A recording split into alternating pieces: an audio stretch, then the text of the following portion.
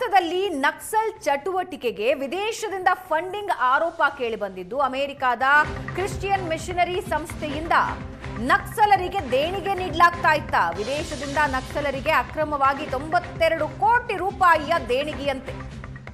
America ಮೂಲದ ಟಿಟಿಐ ಸಂಸ್ಥೆ ಮೇಲೆ ಬೆಂಗಳೂರಿನಲ್ಲಿ ಎಫ್ಐಆರ್ ದಾಖಲಾಗಿದೆ. ಬೆಂಗಳೂರು ನಿವಾಸಿ ಸೇರಿ 7 ಮಂದಿ ವಿರುದ್ಧ ಎಫ್ಐಆರ್ ದಾಖಲಾಗಿದೆ. ಬೆಂಗಳೂರಿನ ಕೊತ್ತನೂರು ಪೊಲೀಸ್ ಠಾಣೆಯಲ್ಲಿ ದೂರು ದಾಖಲಾಗಿದೆ. ಇಡಿ ಅಧಿಕಾರಿಗಳು ನೀಡಿದ ದೂರಿನ ಮೇರೆಗೆ ಪ್ರಕರಣ ದಾಖಲಾಗಿದೆ. ವಿದೇಶಿ ಡೆಬಿಟ್ ಕಾರ್ಡ್ ಬಳಸಿ ಭಾರತದಲ್ಲಿ ಕೋಟಿಗಟ್ಟಲೆ ಹಣ ಡ್ರಾ ಮಾಡಿದ್ದಾರೆ.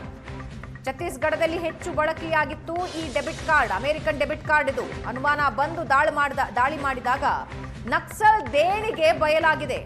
ಮಿಕಾಮಾರ್ಕ್ ಬಳಿ ಒಟ್ಟು 24 ವಿದೇಶಿ ಡೆಬಿಟ್ ಕಾರ್ಡ್ಗಳು ಪತ್ತೆಯಾಗಿವೆ. ಈ ವೇಳೆ ಬೆಂಗಳೂರಿನ ಕೆಲ ಶೆಲ್ ಕಂಪನಿಗಳ ವಹಿವಾಟು ಕೂಡ ಬೆಳಕಿಗೆ ಬಂದಿದೆ.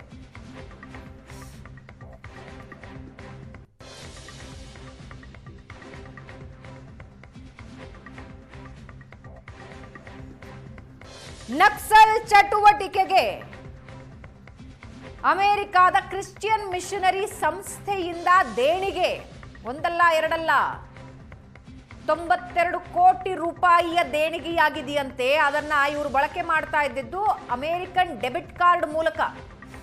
ವಿದೇಶಿ ಡೆಬಿಟ್ ಕಾರ್ಡ್ ಬಳಸಿ ಭಾರತದಲ್ಲಿ ಇವರು ಕೋಟ್ಯಾಂತರ ರೂಪಾಯಿ ಹಣ ಡ್ರಾ ಮಾಡಿದ್ರಂತೆ. ಛತ್ತೀಸ್ಗಢದಲ್ಲಿ ಅಮೆರಿಕನ್ ಡೆಬಿಟ್ ಕಾರ್ಡ್ ಬಳಕೆ ಆಗ್ತಾ ಇತ್ತು.